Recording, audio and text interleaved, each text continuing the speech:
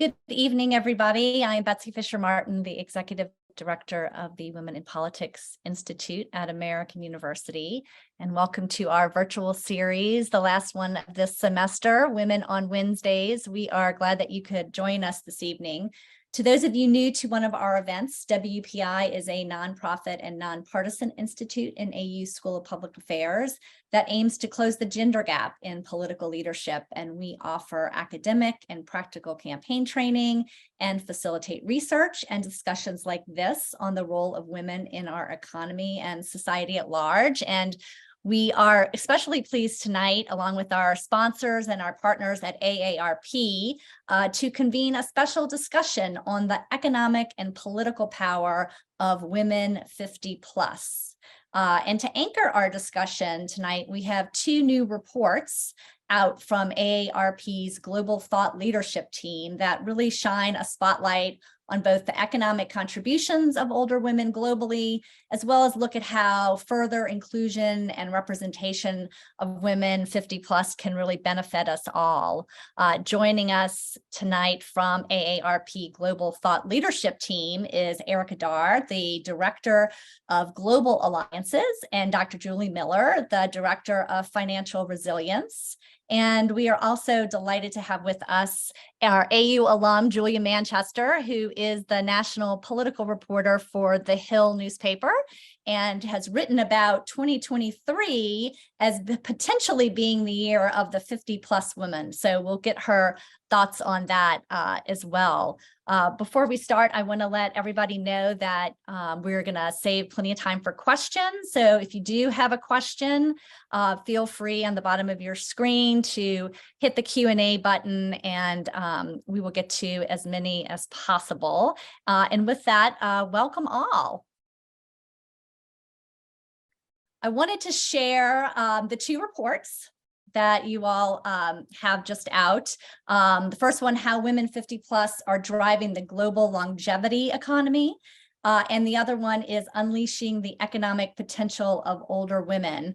Both of those reports are, the links to those will be in our chat if you want more information. They're chock full of statistics and great analysis, and we're going to use that as our framework for our discussion this evening.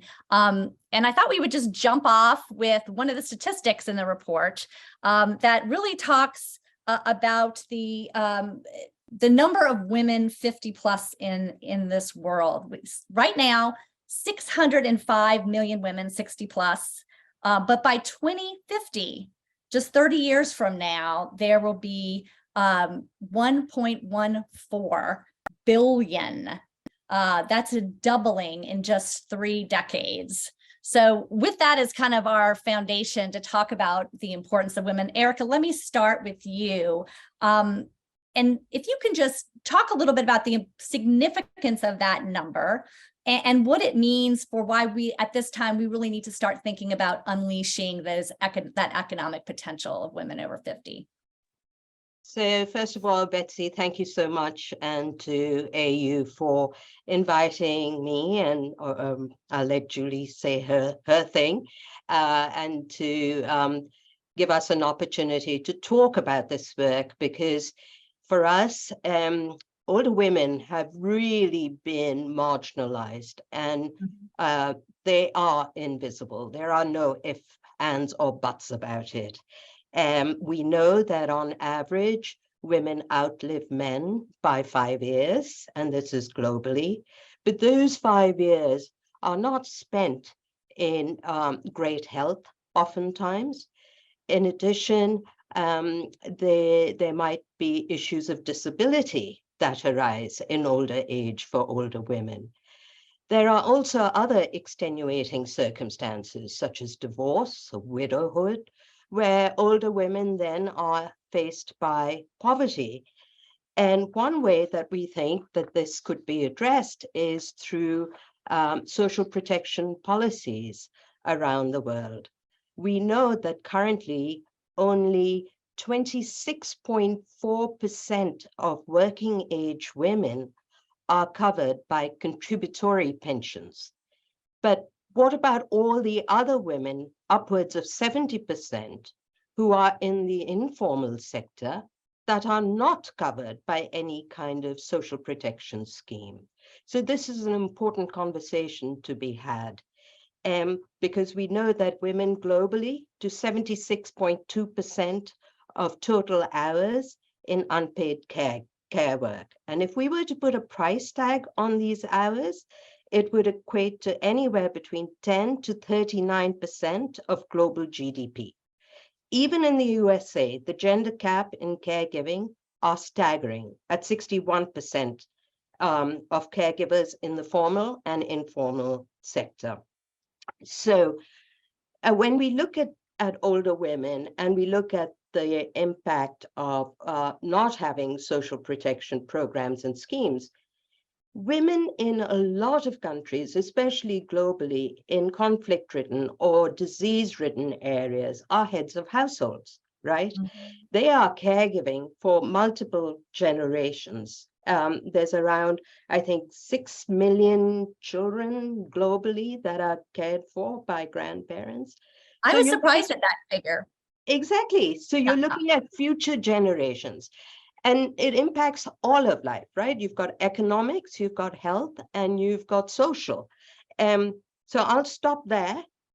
Well, and you distinguish in the report, though, among different categories of countries. You mentioned sort of, middle income, higher income countries. Where do you see sort of that, issue of unpaid work really the most prevalent and the most detrimental to women?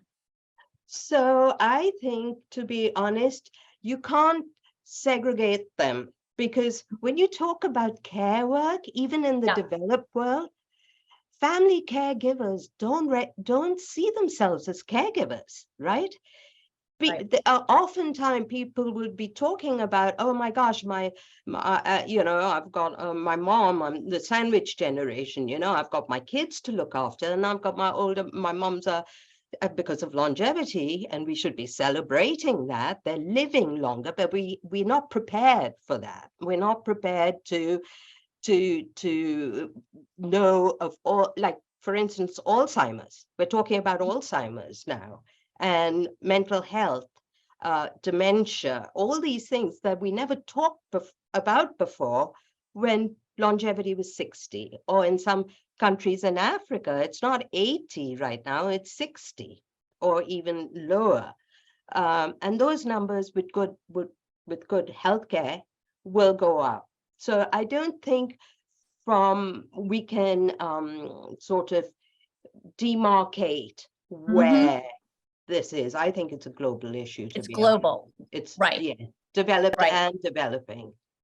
Well, and you mentioned sort of the marginalization of older women, and I wanted to kind of get into that issue of ageism, because another statistic that you have in the report is just in the U.S. economy alone, lost $850 billion in GDP because of age discrimination, and 1/3 of that being attributed to women's involuntary retirement.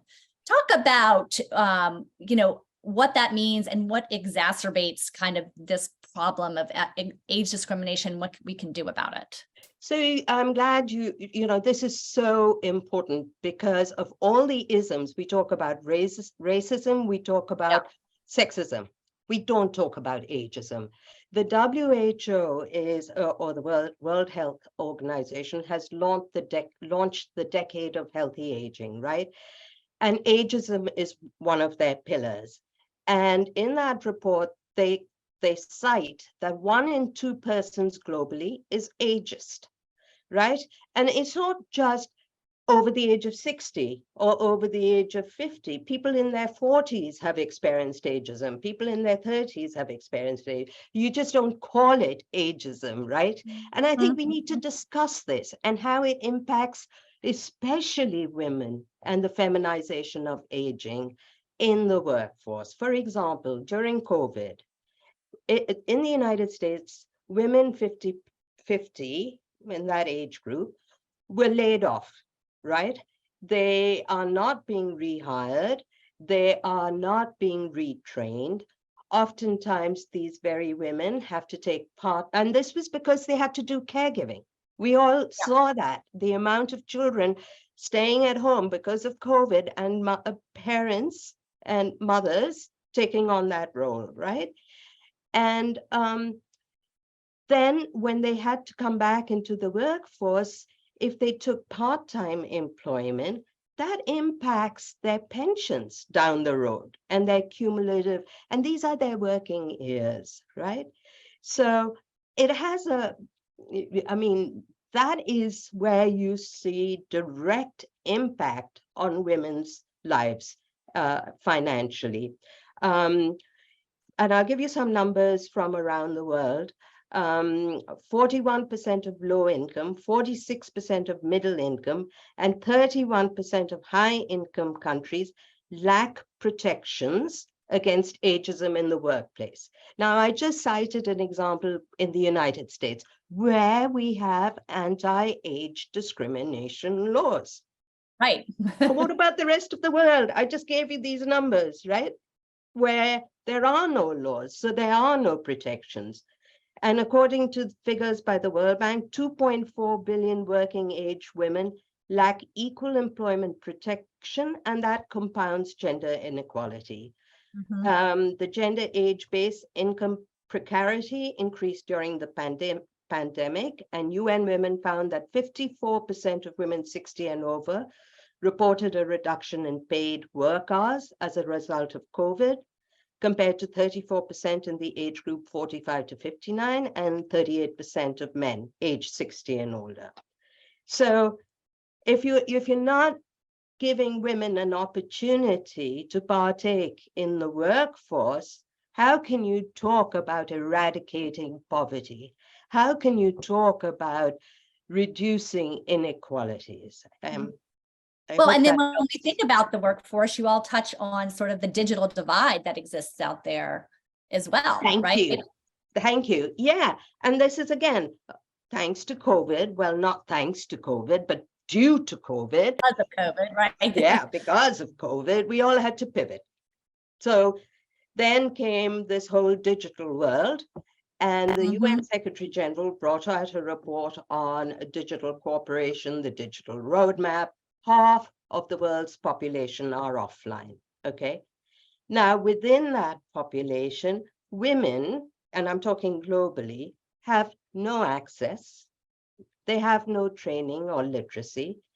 And now we're seeing happening at an exponential pace, services, especially in the financial services sector, online transactions, payments, right? Financial systems, all going online. Health services being offered, telehealth online. And you're looking at women even more marginalized. And this is, it's happening at such a rapid pace.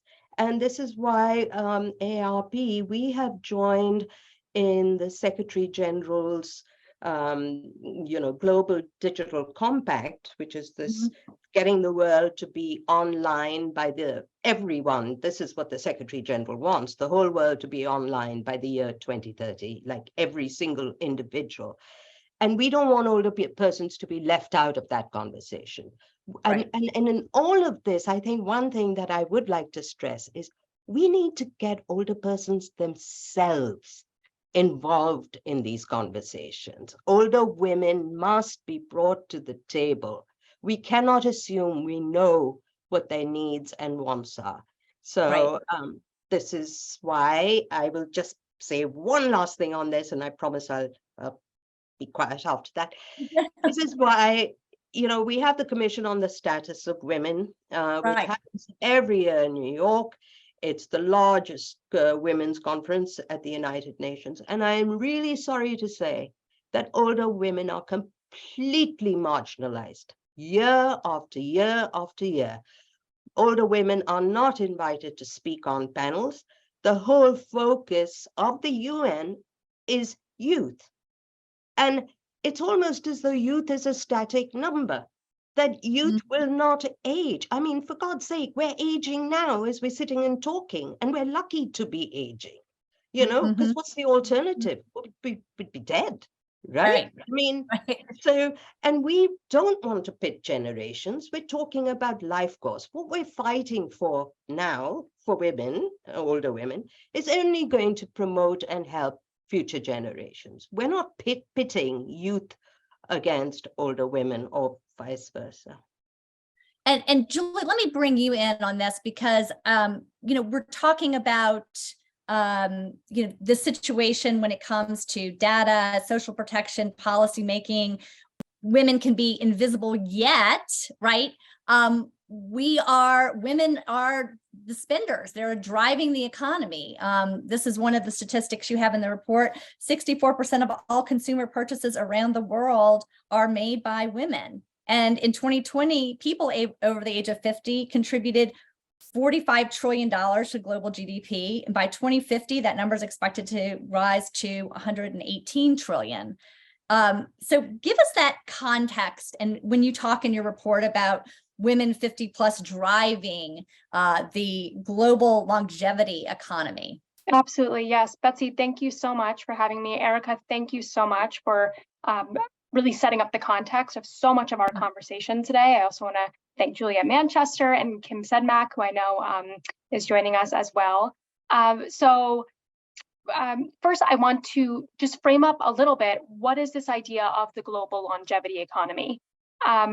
If we think about, and Erica touched on many of these pieces already, and I want to build on those. If we think about the idea of aging as an asset to society rather than as a detriment, and this is such a shift. This is such a paradigm shift over time that I'm so grateful that we are continuing to get there, to think about aging as an asset, really, as Erica was pointing out.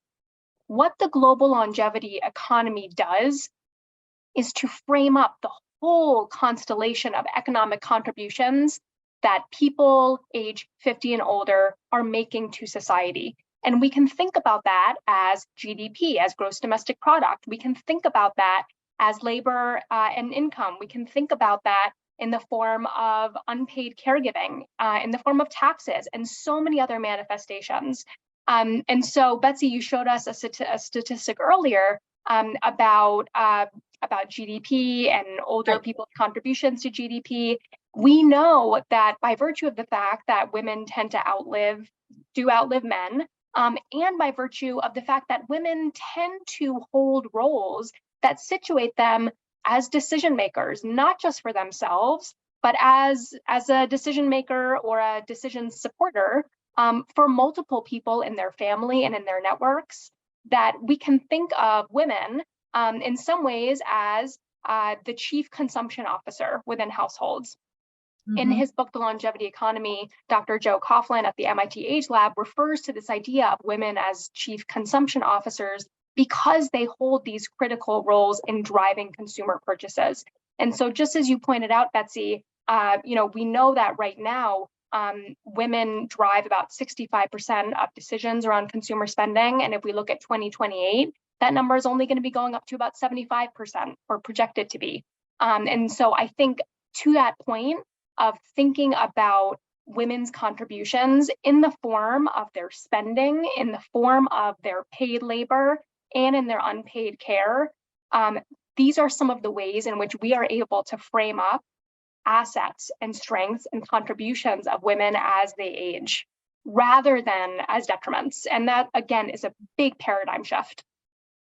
And we talked about, this issue of ageism, but what do we know about the impact of that on the economy specifically? I would say to that, the more we can unleash the economic potential of women, the more we will be able to realize all women's contributions to economies around the world. That transcends age, and that's also so inclusive of age. Given what we know and what we continue to learn about the true power of women's contributions to economies, we know that we will only be able to realize all of our economic potential if women are thriving. And you all point out too that as we learn more about this, one of the things holding us back is that sometimes data isn't even being collected, right? That's right. And I know that the exact idea of data itself and availability of data, I mean, I know this is work that Erica has certainly done in collaboration with our colleague, Justin Ladner at AARP, who's been leading the really thought leadership around the global longevity economy. Absolutely. The availability of data in the United States and around the world to understand experiences and perspectives of women who are working for pay and not working for pay and at all different stages of life is critical for us to be able to understand what are those challenges, what are those opportunities. So I'm very much with you, Betsy, that data here, absolutely, both and really transcending sectors, public sectors, nonprofit and private. This is a call to action for all of us to really be able to ask questions that, again, transcend age. And when you think about sort of tools that policymakers need to focus on, what would you say that that we need to be doing, maybe that we aren't, just from a policy making perspective? I would certainly say, that word that you use, ageism, I would certainly say understanding and acknowledging, as we can and must acknowledge these deep structural inequalities that exist, certainly in the United States and around the world. Ageism is very much one of them, and really to be able to think and create policies that keep in mind intersectionality. And the fact that when we're talking about older women, we are talking about so far from a monolithic group, right? And again, that's in the United States and around the world. And so I would say, really, as one piece of the puzzle, keeping in mind, of course, the diversity of experiences and access to resources and protections in a variety of ways is critically important, again, for everyone to be able to thrive and truly be able to maximize all of our economic activity. And Julia, let me bring you in, because you had a great column in The Hill a few weeks ago. It's 2023 is shaping up to be the year of the woman over 50. And what precipitated that sort of national conversation that we've been having over the past few weeks was the Don Lemon in Women in Their Prime. Talk about that national conversation and how you see that this discussion about women over 50 really needing to be heard and not to be sort of marginalized and invisible, as we were talking about earlier. Yeah, thank you so much, Betsy, and thank you to Julie and Erica for all of their research and commentary on this. It's wonderful to hear from everyone in this discussion. Yeah, you're absolutely right. A lot of this, the idea for this column kind of came to me earlier this year because I witnessed a few things happening in the political and media world. So you had Nikki Haley announce her presidential campaign, and then we obviously heard Don Lemon on CNN say, well, she's well past her prime, despite the fact that she's challenging a 76-year-old former president, an 80-year-old president, and many of the other Republicans running in her primary are older than her. And Don Lemon is also older than her. But you also had at the same time in entertainment, an industry that very much favors younger women and idolizes younger women and youth in general. You saw so many older women really sweeping the awards show circuit and becoming cultural moments themselves. I mean, I use Jennifer Coolidge as an example with White Lotus. She became such a, and I mean this in the best way possible, a meme, an internet sensation after that season finale for Gen Z and millennial people and people of all ages watching. Michelle Yeoh, obviously, she addressed. Yeah, I wanted to play that clip of her because this is her getting her Oscar for Best Actress, and she gave a little shout out here. I'm gonna play this. This is a beacon of hope and possibilities. This is proof that dreams dream big and dreams do come true. And ladies, don't let anybody tell you you are ever past your prime. Never give up. So that was a great moment.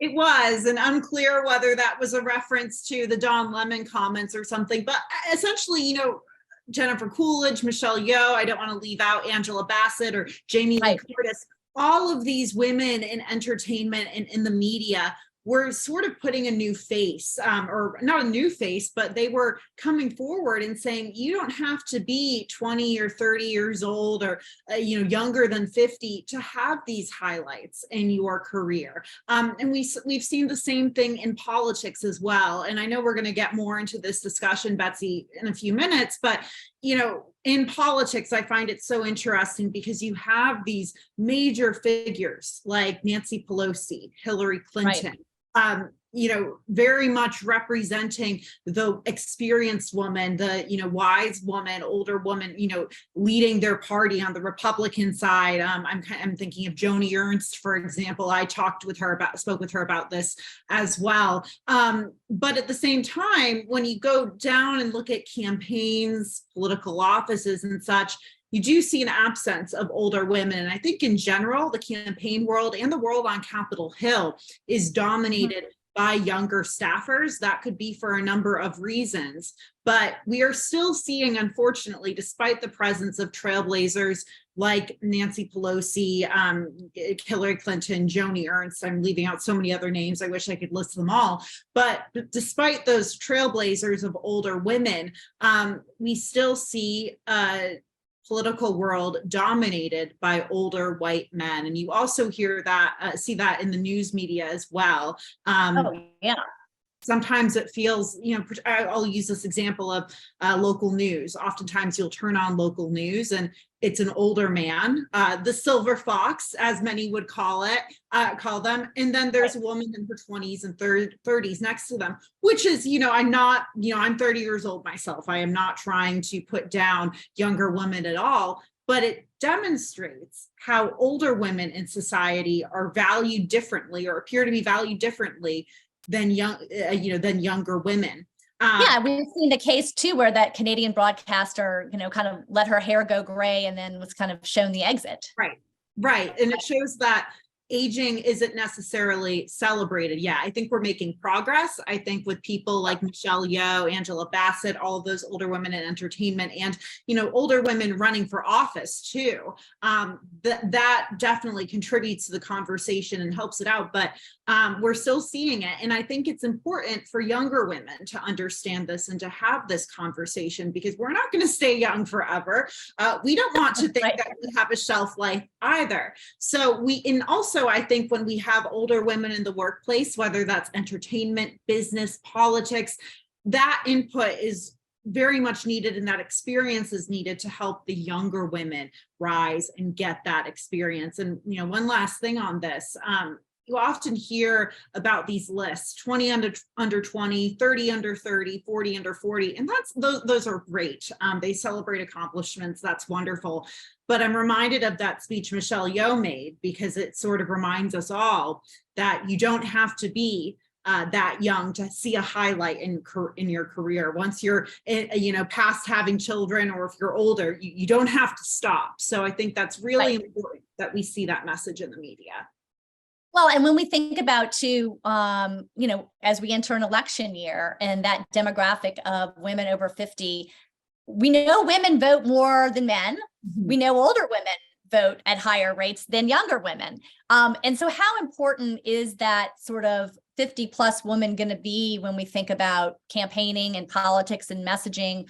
We just did a poll with our Gender on the Ballot partners. And one of the things that we found in there was, women over, we grouped it by 40, but women 40 plus reported at higher rates that they were going to be more engaged and more tuned into this election. And also they were more apt to say that this election was going to be one of the most important and consequential elections of their lifetime. So are we going to see candidates talking to this group of women? Absolutely. I think this is a group of women that, has proven to play a role in swinging elections in the past and will play a role in this future election. Oftentimes when I'm on the trail, on the campaign trail, particularly in presidential years, but also in midterm years, I often see older women, older voters in general, but older women too, represented, or they're bringing themselves to these events to really educate themselves and learn about these candidates, meet the candidates. I'm reminded of, the times I've been in New Hampshire and, seeing these women coming out and sitting down, and I think that's why Nikki Haley has been very smart to, in a way, drill in on the Don Lemon comments, because these are the women these are the voters that she's very much after, and the voters that are coming to her events. She's going to an event with Joni Ernst's famous roast and ride in Iowa in a few weeks. That I'm sure that will be an event heavily attended by women over 50. So there's that component to it. And also, I think the issue surrounding the overturning of Roe v. Wade, no matter what side of that issue you're on, that is something that galvanizes women on both sides of the issue. The fact of the matter is there are women, over 50 who do not know, who, knew a world pre-Roe v. Wade, and they had those experiences. Women my age do not know a world, or we're actually getting introduced to a world post-Roe v. Wade. That's going to be very important for, whatever side of the issue the candidates are catering to. They're going to want to get that older female voting bloc because they've seen the before and after of this issue. So I think that plays a role in this as well. Yeah. Julia, let me ask you, because Julia was mentioning women in the workplace, older women not being as staying in the workplace. What can be done to enable older women to stay in the workforce? What can we think about solution-wise as policymakers, understand the importance of women over 50? How can we think about structuring policies or different components to incentivize women to stay in the workplace, and also to make it easier for them to stay in the workplace, because they're obviously, as we talked about, dealing with so many other issues, right? Sure. So I would say the first piece that comes to mind for me, if I think about an initiative at AARP called the Living Longer, Earning Longer Collaborative, which is a collaborative of companies, organizations around the world who are really committed to building age-inclusive workforces. I would say many of the learnings and priorities really that emerge from LLEL, as well as other programs at AARP, like the Employer Pledge Program, put I would say an underscore on the fact that we know for workers of all ages, very much including older workers who identify as women, that flexibility, sense of autonomy in work, really important. Sense of meaning in work, really important, right? Like there are some really steadfast ways in which we know that work happens in the most ideal ways, in ways that it fits in for workers' lives as well. And so certainly from the pandemic, we have all experienced and have all seen firsthand ways in which work and family come together, particularly for women, and very much including older women as well, caregiving for children, for aging parents,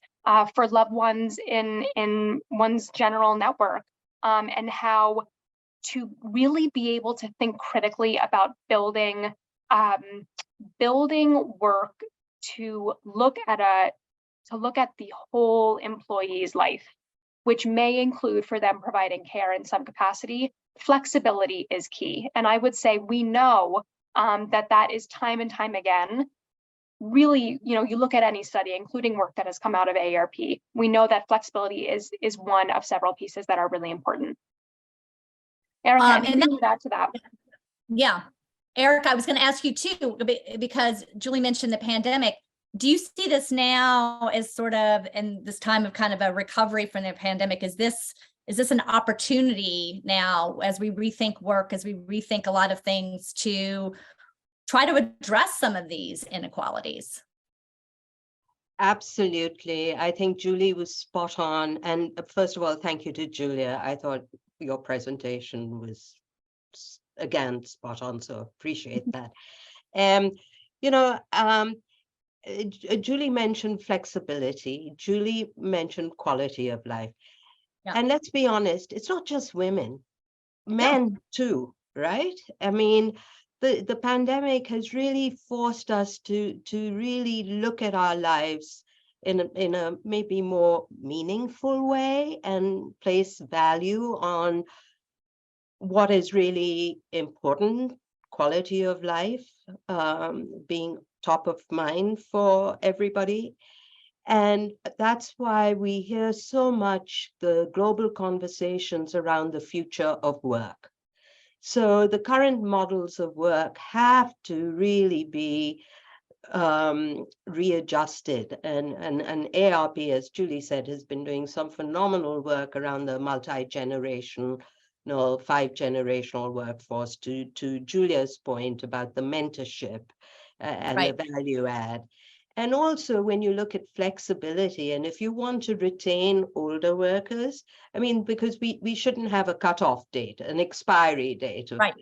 If you're able to work and you enjoy your work, you should be able to, male or female, right? But you may not want to work 5 days a week. You may just want to work 2.5 days a week. So those kinds of flexible work programs or work arrangements, a job share, maybe a younger worker with an older worker for transfer of knowledge. AARP offers its employees staged retirement, so you can, just exit but share the knowledge and move on. So I do think that being flexible and realizing that work does not have to be this rigid model. And who knows, really, it's all changing so fast with the digital world that we're in, what our world of work will look like, Well, yeah. And Julia, let me ask you, just, working in the news business, I know you've talked about the importance of having older female mentors as well in the workplace, and not just the older guys in management, right? Yeah. And, full transparency, my bosses are older men right now. And, I'm thankful I actually pitched this idea to them and they were all about it, writing about this. So, and I think they've had older, female mentors as well. So, it's not just important for women to see other women in the workplace, but I think it's also important for, men to see older women in the workplace, because it sets that example for them too. And obviously that also stretches to diversity as well when it comes to race. And look, quite frankly, unfortunately, in the news business, management, whether it's at an editorial level or at a corporate level, is very much older, white, and male. We're starting to see that change, but I don't think we've, reached the point of complete equity or equality in that space. But on the point about flexibility, which I find interesting,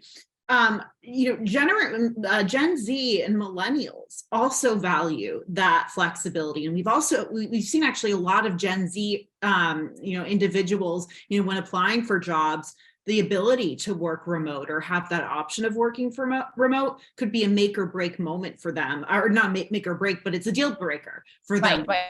Job. So that's why I think it's important, like I said, to have that older female or older presence in the workplace, because, they're united on so many fronts. And Erica, I think you brought this up, this kind of, there's some may call it the patriarchy, but this force sort of working to divide older and younger women in particular. And I think it's so incredibly important that we push back on that. We see it a lot in the media because we know that youthful appearances, and I say media as an entertainment and television news, are valued, but we have to push back on that. And I think it's incumbent upon all of us to really lift each other up in that space. And I think we're starting to see it change, and I'm glad we're having these conversations in spaces like this. Well, that leads me to, go. Let me just tee this one question up from the audience, because it has to do with that, Julie. Somebody is asking, how can we empower women 50 plus to advocate for themselves and their needs in a meaningful way if they are so overlooked by policymakers?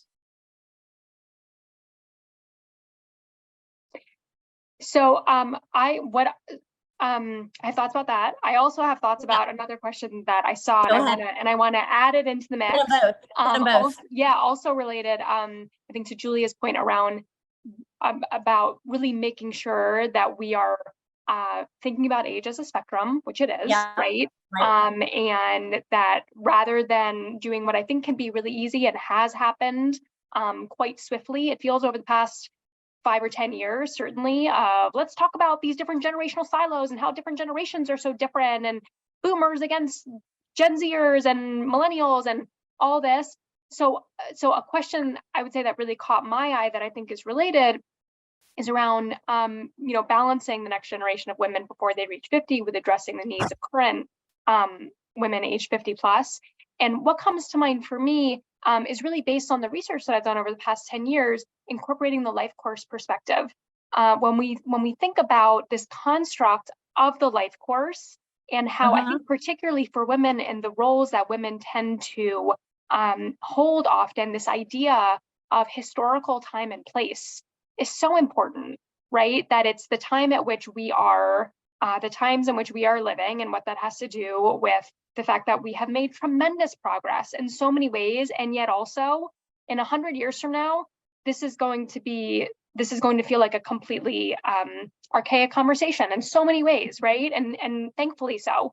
As well as the idea of linked lives, that particularly for women, the decisions that women make when they're able to do so, the situations that women find themselves in, and different forks in the road and transitions and the trajectories that we find ourselves in, are so often linked, not just to the immediate situations of people right around us, but to the generations before us, right? And it goes on and on. And so I think to that question of preparing the next generation of women before they reach 50, with addressing the needs of current generations of women 50 plus, as well as the idea of women advocating for themselves, I think, it comes back to what I think, we can really all rally around, and that is solidarity across generations and ages, in advocating for all of us being able to live our best lives as we age. That, as I think, as Erica was saying, it's not like we turn, insert whatever number here, 50, 65, whatever number you want here, and then all of a sudden, poof, you're an older adult. This is not how aging works, right? And so I think for us to be able to think about more and more aging as a cumulative process, and to really think about what age inclusivity means across different sectors and industries. These are ways that in developing empathy across generations and figuring out what is at stake for me, what role can I play in trying to set up my future and the futures of others that are coming after me to be more age inclusive. Wow, what kind of potential can we really be unlocking there? Not just for me, not just for my peers, but for multiple generations. Can I just jump in here, Betsy? Because to what Julie was saying, one of the ways to empower women is to start early. Financial resilience being key, teaching women like we're teaching women with science and technology and STEM, but a lot of women are just, I personally, me too, finance scares the EBGBs out of me, but we have stigmas, right? That's for especially maybe some generations, are just totally not comfortable with dealing with investments or financial. Right.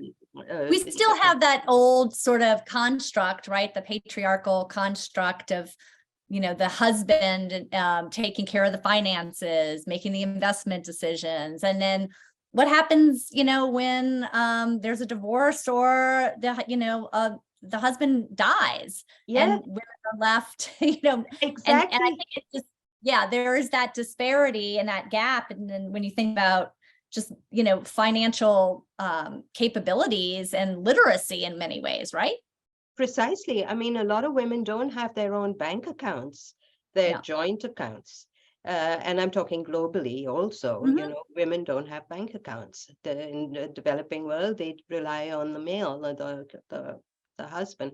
So just these are all ways of empowering women, that they can, basically be able to stand on their own 2 feet, if you will, as and so that's just my 2 bits that I wanted to jump into to add to Julie's point.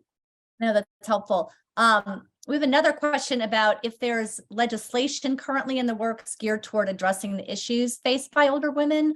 Do you know of, more policy discussions that are happening kind of front and center? Maybe it's not specific legislation, but are these issues being discussed, not just in the US, but globally as well? I know you mentioned sort of the UN conference, not really, even separating and talking about older women, but are these conversations happening?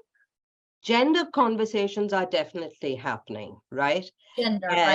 Gender, because if you think about what the UN is actually working on is the Sustainable Development Goals, and I don't know how many students on this call are familiar with that or have studied the work, but gender is one of the goals, and in that we promote a life course approach for women's health, women's education, women, financial resilience. So that's calling on all 193 member states to then put into policies indicators that, by the year 2030, it's this percentage of women will have access to clean water, or will have hygiene, or poverty will be eradicated. So that's at the global level, this big initiative. But someone else had put in the chat or in the questions about other countries and what are they doing and are they doing it better. So the Nordic countries are well ahead of everyone, and we know that, but it comes with they pay high taxes for the services and the social services and the health services that they provide their citizens. But the Nordics are very happy with that. They don't mind paying the high taxes. So it's a cultural thing. You have to, if you want the services that some of these other countries provide, their citizens are happy to pay extra in taxes to get those services. So that's just an example of some countries that are doing it well. And then it's not like all policies, you have to break it down, like which countries are doing well on the health front, or, on, telemedicine or telehealth or digital, they're different countries doing different things in different areas. Right. And there's also a comment in the Q&A too about, isn't this a human rights issue in many cases, right? Oh, totally. Totally. That's why gender is so important. And as Julie was saying, and I swear, Julie, I just hope in 100 years people are not having this conversation. That would be not development, because we really need to, and to Julia's point, we need women to work together. All of women, all of society, we're not pitting people against each other. What is it that Madeleine Albright said? There's a special place in hell for women who don't support other women. Yeah. Julie, let me ask, we have a political question here. Let me throw your way about Dianne Feinstein. Of course, news today that, she's come back to Washington after being ill for a few months. The question is, what are your thoughts on the calls for her retirement when there aren't calls for men of similar ages to retire? Have you noticed a little bit of a double standard there? Yeah, look, this has been a conversation that I think women in newsrooms have been having recently, because it's a really tricky issue because, I think age right now is, there's a broader debate about it in politics. You have a lot of concerns about President Biden's age and his, mental agility and whether he can carry out the job to 86 years old, which is what he would be if he made it, if he served a full second term. With Dianne Feinstein, there is the issue of, her being absent from the Judiciary Committee in the Senate and that impacting votes. But what's interesting is, I was struck by a lot of the images we saw of Dianne Feinstein today. She was in a wheelchair. She, looked, she didn't look like her normal self. And I thought that was interesting because she's not the first senator or lawmaker to have gone through, her situation is obviously, specific to her, but there are other older senators. There's another 89-year-old senator from Iowa, Chuck Grassley. And when we talk about Chuck Grassley, and he presents this image, campaigns and such, he visits all, every county in Iowa every year. He gets up in the morning, goes for a run. He's strong, and that's great. But it seems like even though there might be legitimate questions about Dianne Feinstein's ability to serve in her position right now, she is painted in a way that is presented as, much weaker. And Nancy Pelosi made that point a few weeks back. And she's been treading a fine line on this because I think she understands, sort of both sides of this. But it seems like today, with Dianne Feinstein returning, the frustration there is with her absence, it seems like there's been a lot of vitriol pointed her way and to her team's way. And I think it is worth asking the question, as if this was a male 89-year-old senator having the same health issues, if they would be covered the same way.